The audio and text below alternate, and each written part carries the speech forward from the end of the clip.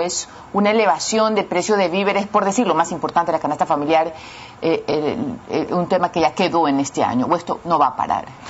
No, definitivamente yo creo que la inflación no va a parar, va a seguir el rumbo que ha venido teniendo, y esto básicamente porque tenemos un problema adicional. Tenemos que cubrir el tema de divisas y por lo tanto no podemos liberar importaciones. Las importaciones, si bien es cierto, al país en general, al país como economía, le hace daño por efecto de la salida de divisas, al consumidor en particular, al gran pueblo, lo beneficia en cuanto a los precios, porque se pueden importar bienes mucho más baratos. Eso empuja a la competencia de la producción local. Acordémonos lo que pasó con las colas. Se introdujo una marca en Ecuador con un precio muy bajo.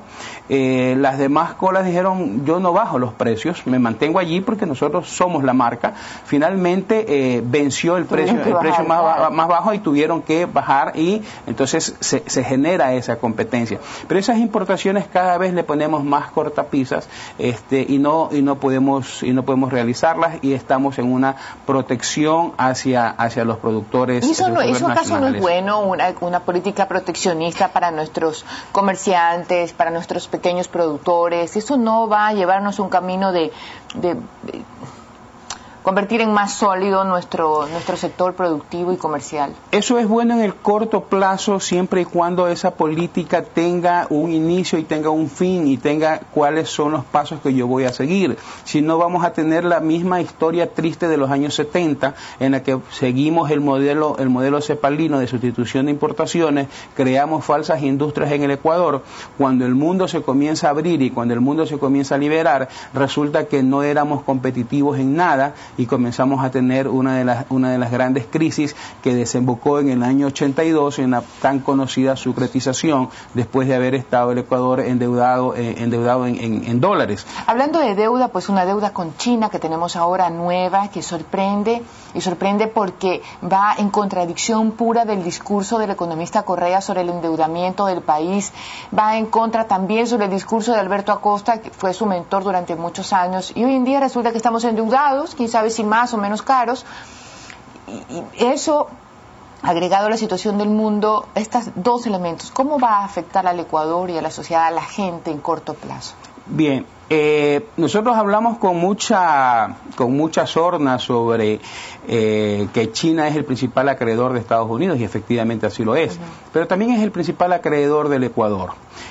China, de una manera muy inteligente, lo que está haciendo es que todo el exceso de reserva monetaria que tiene en este momento, y que no lo puede invertir a buenas tasas, lo está invirtiendo en países como el Ecuador, claro, que no tiene acceso a créditos y nos otorga créditos caros por arriba del 7%, con garantía de petróleo, como lo quieran llamar al proceso que han hecho así de compra de al final de cuentas es lo mismo, y eso lo han hecho los gobiernos anteriores, y eso ha sido criticado por gente de este gobierno. Parece mentira que hoy hagan exactamente lo mismo y solamente le cambien el nombre. Ahora, ¿a dónde nos lleva esto? Esto nos lleva a que vamos a depender necesariamente de China. ¿Por qué? Porque si no hay quien nos preste créditos, vamos a tener que seguir con China. Y de otro lado, a China no nos podemos atrasar un minuto en cuanto al pago de la deuda, porque inmediatamente toma el valor del petróleo que nos ha comprado y se cancela la deuda. En algún momento se criticaba,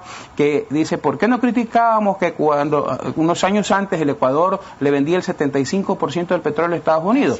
Sí, le vendía el 75% del petróleo, pero recibía los dólares independientemente de lo que pase de la deuda. El Ecuador declaró el default en la deuda 2012 y 2030, en los Global 2012 y 2030, y sin embargo no pasó nada con los ingresos petroleros. Los ingresos petroleros siguieron fluyendo al Ecuador.